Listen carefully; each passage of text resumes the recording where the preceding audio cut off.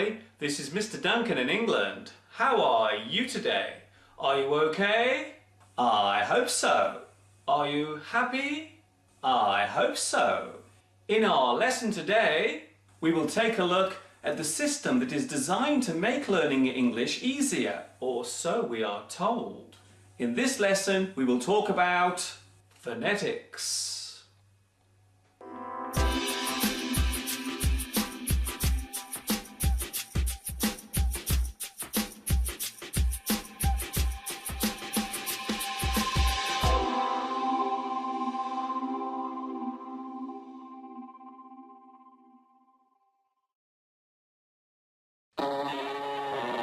I have something in my hand. Do you want to see it? It's my big dictionary! There can be no doubt about the popularity of English these days, and because of this, many people are taking up the challenge of learning and teaching the language. Over the years, there have been many new ways of overcoming this task. One popular method is to group all of the English sounds into easy-to-read symbols. We call this system the International Phonetic Alphabet, or IPA for short. The idea behind this is to make words much easier to pronounce and therefore improve the learner's level of English much quicker. Why do we need phonetics? The reason why we need a phonetic code is because some English letters have more than one sound, and because some letters, when joined together in a word, actually create a new sound of their own. Also, there is the silent letter that can appear within a word, but we will leave that one for another lesson.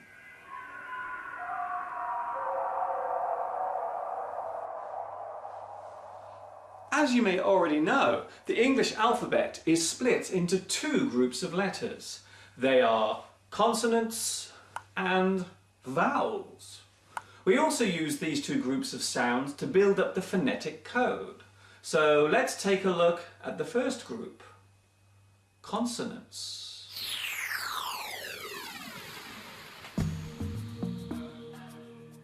G as in get, K as in lock, V as in this, Y as in yes, Ch as in chip, Ng as in ring, Sh as in she, J as in jar, Th as in thin, J as in decision,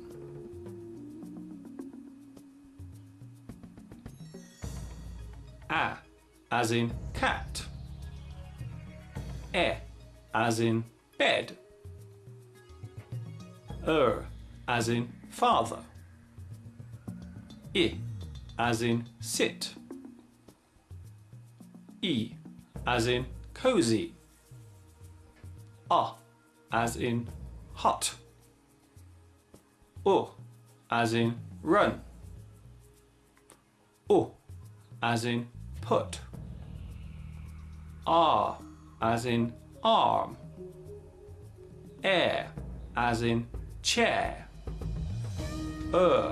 as in her, E as in see, O as in saw, U as in to, I as in my, ow as in how, A as in day, O as in no, ear as in near, oi as in boy, or as in pour, ire as in fire, hour as in sour.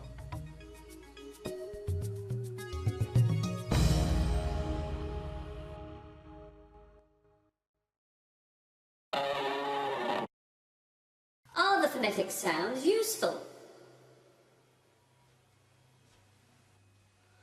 Some people do not like the phonetic alphabet and believe that it actually makes learning English more complicated and harder to grasp, while others think that the code helps to speed up the process of learning English, especially for those using it as a second language.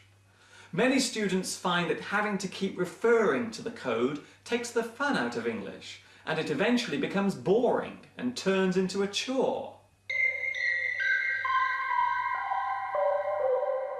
The other problem with phonetics is that it does not take into account the different accents and dialects of all the regions that use English.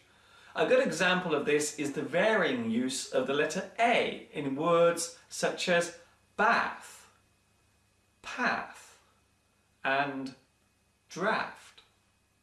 These words are spoken differently depending on the local accent and the way in which the words were taught to be pronounced in the first place.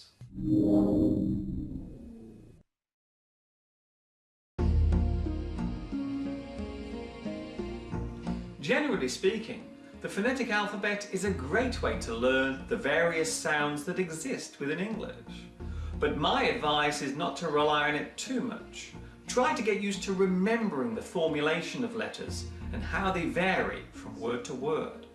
Finally, beware of how much you rely on phonetics, as it can slow down your improvement, or at the very worst, make the subject of English become boring and dull.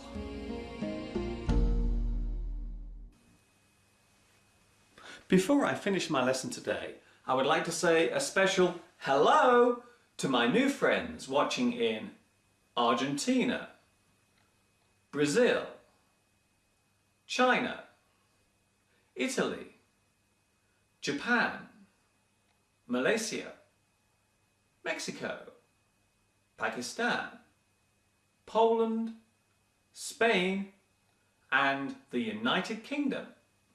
This is Mr. Duncan in England saying thank you for joining me today, and I will see you all again very soon.